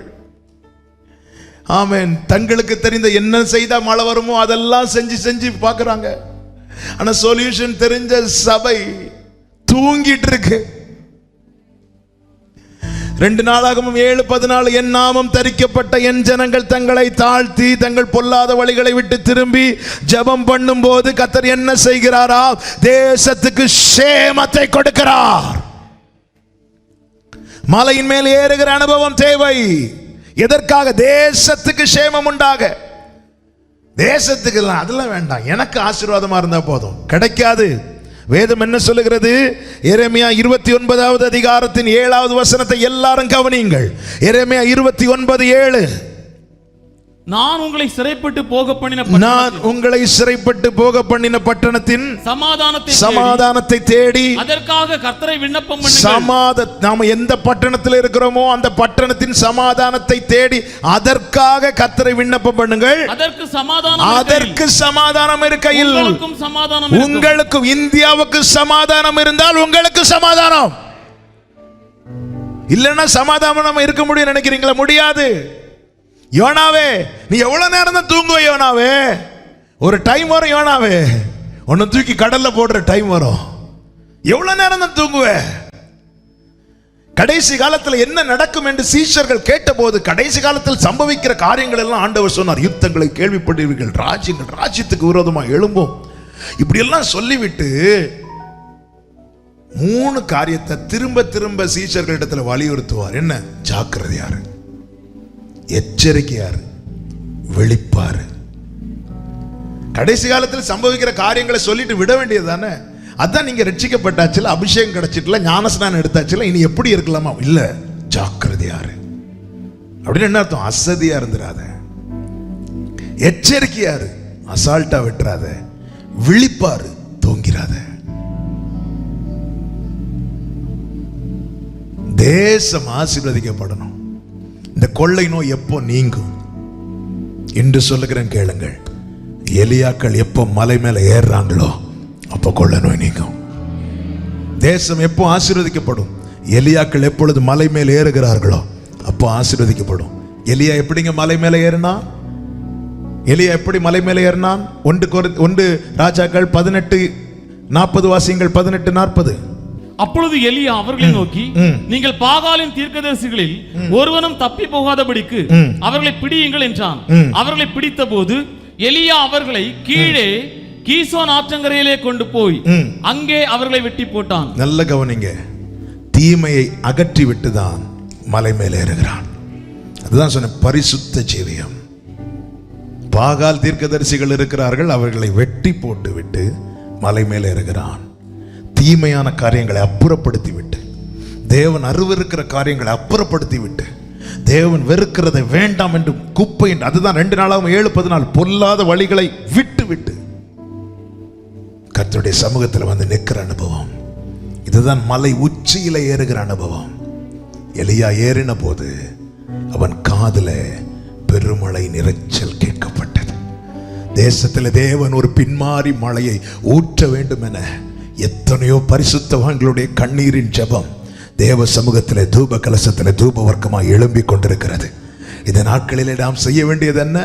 ஒரு எலியா மலை மேலே நிற்பதற்கு முன்பதாக கர்த்தர் எலியாவுக்கு கொடுத்த சாட்சி என்ன? உன்ன மாதிரி 7000 பேர் இருக்கிறாங்க. அதை நான் இப்படி சொல்ல விரும்புகிறேன். எத்தனையோ பரிசுத்தவான்களுடைய கண்ணீரின் ஜெபங்களுக்கு பதில் வரும் நாள் சமீபித்து விட்டது. இந்த நாட்களில் என்ன தேவை? சபை மலையின் மேல் ஏறுகிற அனுபவம் தேவை.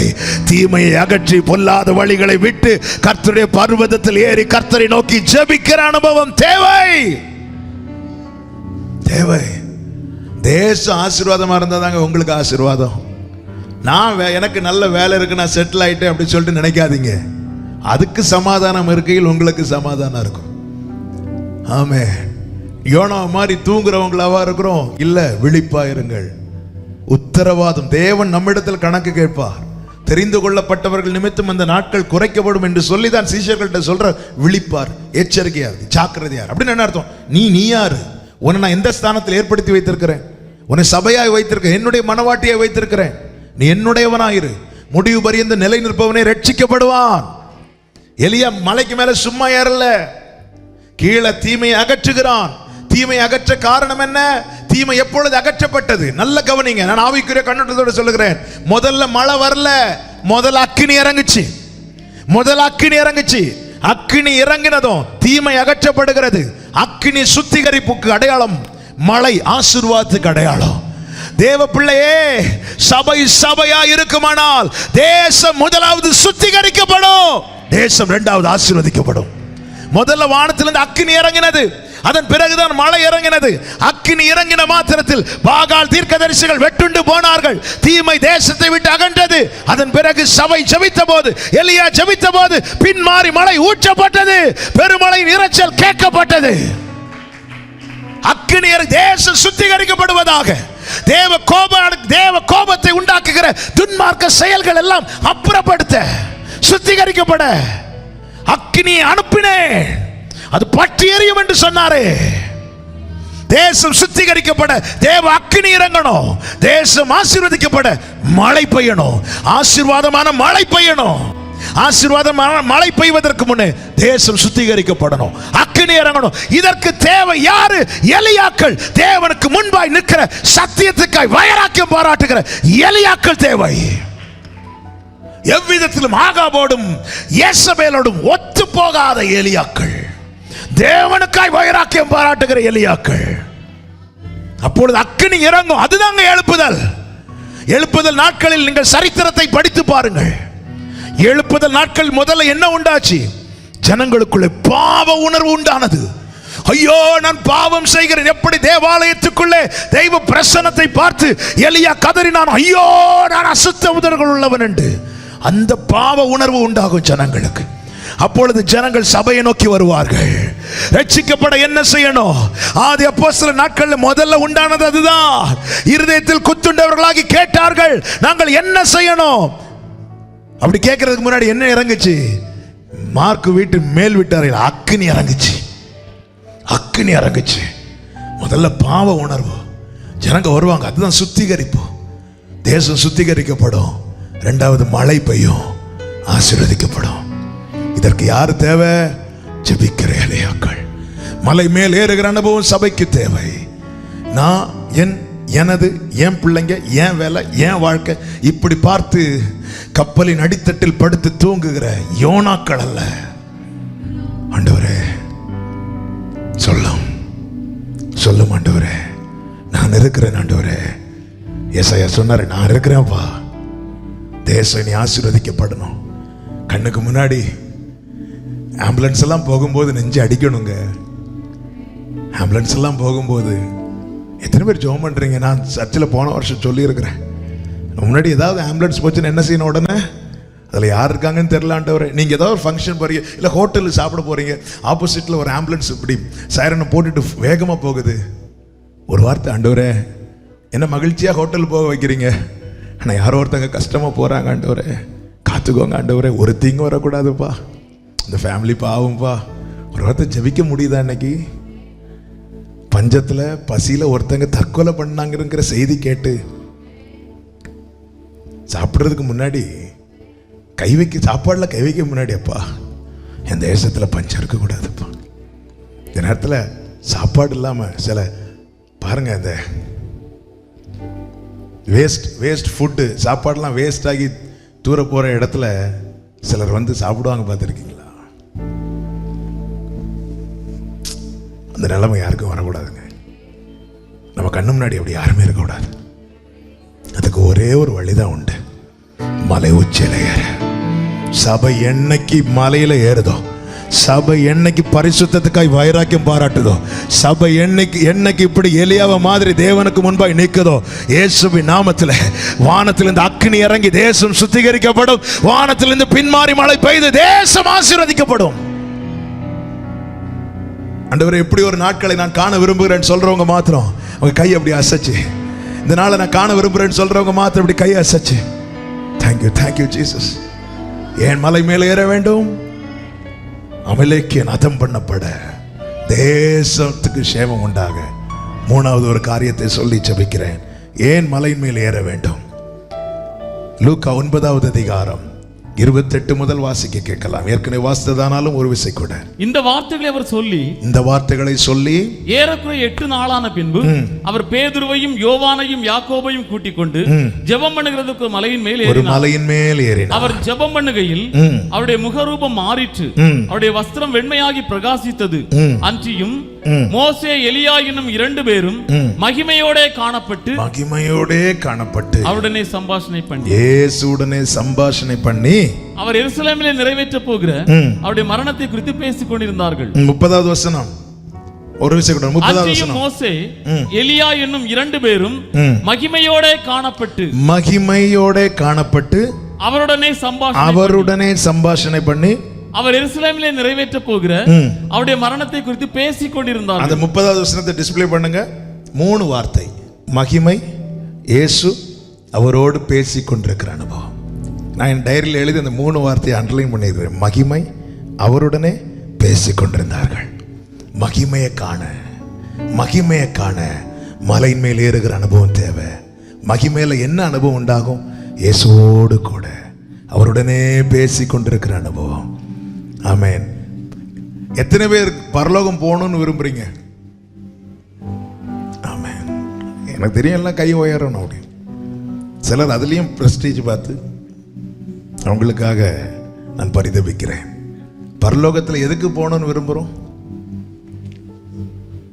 பரலோகத்தில் பொற்தள வீதி இருக்கிறதுனாலயா? எனக்கு எது பரலோகம் தெரியுமா?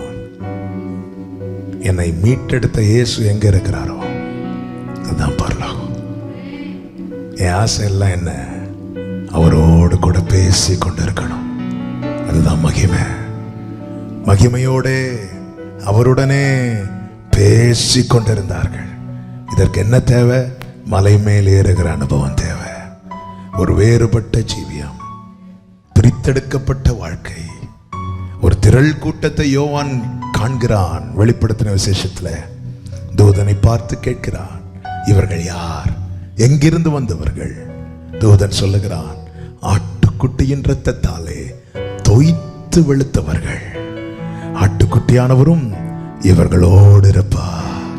இவர்களை தண்ணீர் அண்டையில் நடத்தி கொண்டு செல்வார். இவர்கள் முகங்களில் உள்ள கண்ணீர் யாவையும் அவர் துடைப்பார். அதுதான் மகிமையில் இயேசுவோடு பேசிக் கொண்டிருக்கிற அனுபவம். எதற்காக மலை மேல் ஏற வேண்டும்? அமலேக்கியன் அதம் பண்ணவும், தேசத்தில் சேமம் உண்டாகவும், மகிமையில் அவரோடு இருக்கவும். இந்த உன்னத அனுபவம் நமக்கு தேவை. ஆண்டவரே, எனக்கு அப்படிப்பட்ட அனுபவம் தாங்கப்பா, இந்த அனுபவத்தில் என்னை நடத்துங்க ஆண்டவரேன்னு சொல்லி ஆண்டவர் சுமத்தில் நாம் ஜெபிக்க போகிறோம். எல்லாரும் எழுந்து நின்று ஒரு 5 நிமிடம் அந்த ஜெப மேகம் இப்பொழுது மூடிக்கொண்டிருக்கிறது. ஒவ்வொருவரையும் கர்த்தர் ஜெப ஆவியினால அபிஷேகத்தினால நிறைத்து அனுப்ப விரும்புகிறார். ஜெப ஆவியனில் ஊற்றும் தேவா என்கிற பாடலை ஒரு விசை கூட எல்லாரும் கரங்களை தட்டி பாடி ஆண்டவருக்கு மகிமை செலுத்துவோமா? எல்லாரும் கண்களை மூடி கரங்களை தட்டி ஹalleluya. ஜெப ஆவியனில் ஊற்றும் தேவா, ஜெப சிந்தை என்னில் தாரும் தேவா, ஜெப ஆவி என்னில் ஊற்றும் தேவா. எல்லாரும் பாடுங்க, யாரும் சும்மா நிக்க கூடாது. மியூசிஷியன்ஸ் பாடி வாசிங்க. சவுண்ட்ஸ் ரூம்ல இருக்கிறவங்க வர்ஷிப் பண்ணுங்க. எல்லாரும் எழுப்பி நில்லுங்க, யாரும் சும்மா நிக்க கூடாது. ஓ உணர்வுள்ள நெஞ்சம் வேண்டும், நீரே என்னை நடத்த வேண்டும். உடரபா சந்தர. ஆண்டவரே, இந்த அனுபவத்தில் சபையில் இருக்கிற அத்தனை பேரும் இந்த சத்தத்தை கேட்ட அத்தனை பேருக்கு உண்டாவதாக. மலையில் ஏறுகிற அனுபவம், மோசேயை போல, எலியாவை போல, பேதுரு, யோவான், யாக்கோபு போல. உடரபா ஹந்தா ரகடா லகதே ஏரபா சந்தரபா கபதரபலரா. அபிஷேகம் பெற்றவங்க அப்படியே அன்னிய பாஷையில ஊரமா மாமா ஷே கபதரோ. ஹல்லேலூயா. ஆமென். அறைக்குள் கதவை பூட்டி தரை மட்டும் என்னை தாழ்த்தி இதயத்தை உம்மிடமேந்தி ஜெபிக்கின்ற வரமே தாரோ. உடரபா ஹந்தே ரகடா லகதே ஊடா ஹந்தா ரகடா லகதே ஹந்தே ரபதா. ஆமென் ஆமென் ஆமென். உறங்காத கண்கள் வேண்டும், உணர்வுள்ள நெஞ்சம். ஏசப்பா ஏசப்பா. உரபலரதரபா சந்தரபலர கபதரோ. ஹல்லேலூயா ஹல்லேலூயா ஹல்லேலூயா ஹல்லேலூயா. ஆமென். ஜெப ஆவி என்னில் ஊற்றும் தேவா.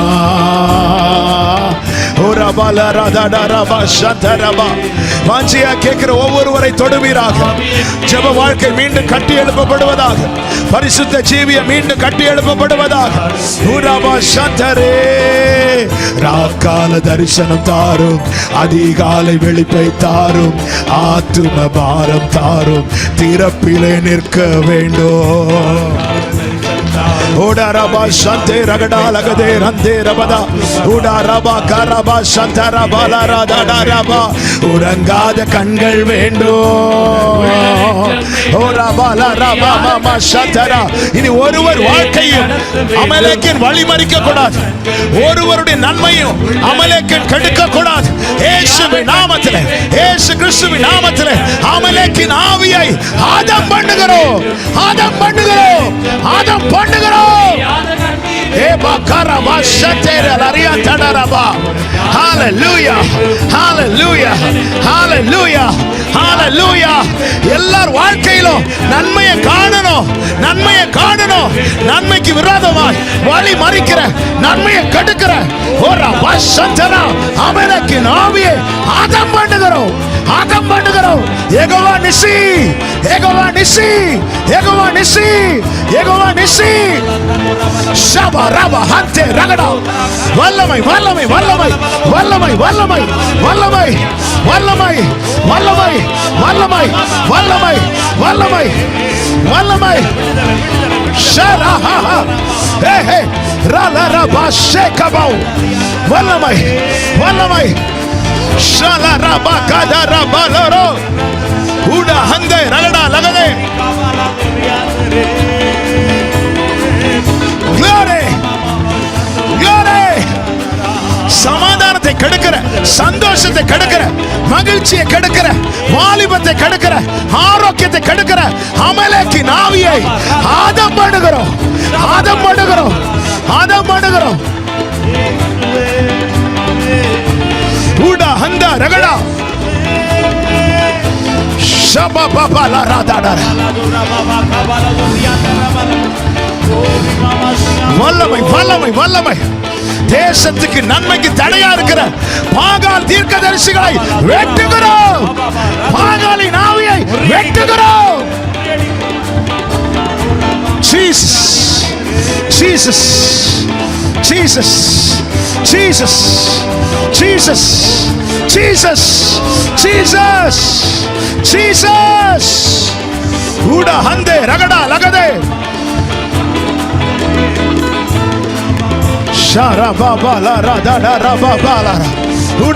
ஜப மேகம் மூடுகிறது, ஜப மேகம் மூடுகிறது, ஜப மேகம் மூடுகிறது. உன் ஜப வாழ்க்கை மீண்டும் துளிர்கிறது. பரிசுத்த ஜீவியா ஹோரா பாக்கரா.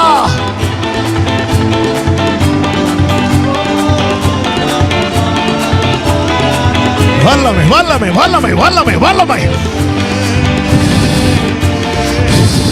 இந்த அக்கினியோடு உடைய பிள்ளைகள் திரும்பி போவார்களாக, இந்த வல்லமையோடு திரும்பி போவார்களாக. இவங்க குடும்பத்தில், பிள்ளைங்க வாழ்க்கையில, இவங்க நன்மைகளுக்கு தடையா நிற்கிற எல்லா அமலேக்கின் ஆவி ஆதம் பண்ணப்படுகிறது, ஆதம் பண்ணப்படுகிறது. ஜீசஸ். ஆமென் ஆமென்.